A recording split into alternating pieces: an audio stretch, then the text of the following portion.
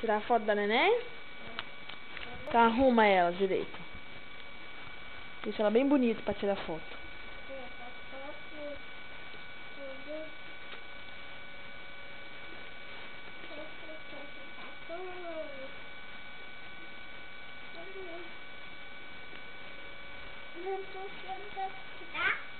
Tá bom.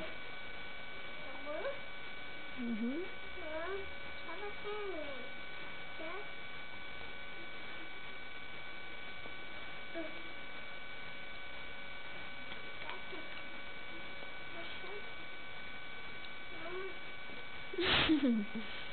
Fica sentadinha, neném. Fala com ela.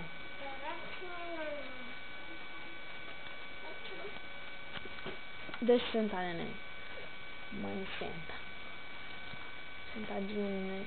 Isso. Eu com o neném sentadinho. Pronto.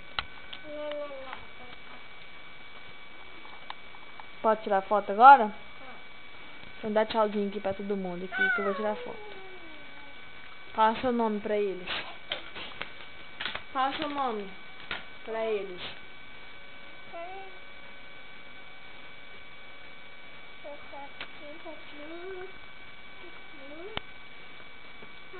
Ah, neném caiu.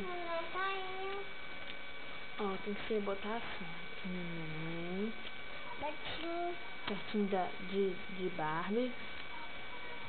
E o outro neném pertinho de outro neném. Pronto. Ok. Pronto. Bota assim aqui. Agora fala seu nome pra todo mundo aqui ouvir. Fala. O Tocho tem que ficar no seu colo. O Tocho tem que ficar no seu colo.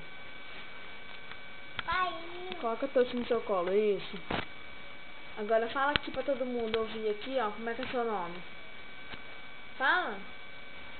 Eu vou falar.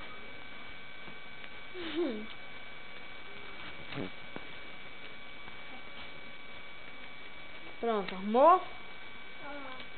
Agora fala aqui pra todo mundo ouvir como é que é seu nome.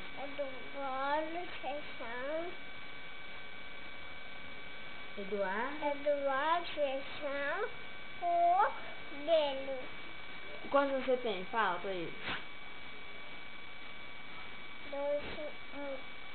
2 anos. Muito bem. E fala como é que é o nome do seu pai. E o nome da sua mamãe? E o nome da sua titia? Titi Carol. E o nome da sua vovó?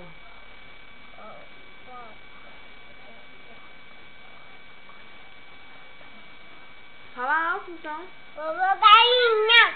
E o nome da prima? Titi. Aê, então manda um beijo bem gostoso pra todo mundo. Tá, tchau, gente. Tchau, galera. Tchau, galera. Fala beijo, me liga. Beijo, amiga. Dudu. Dudu.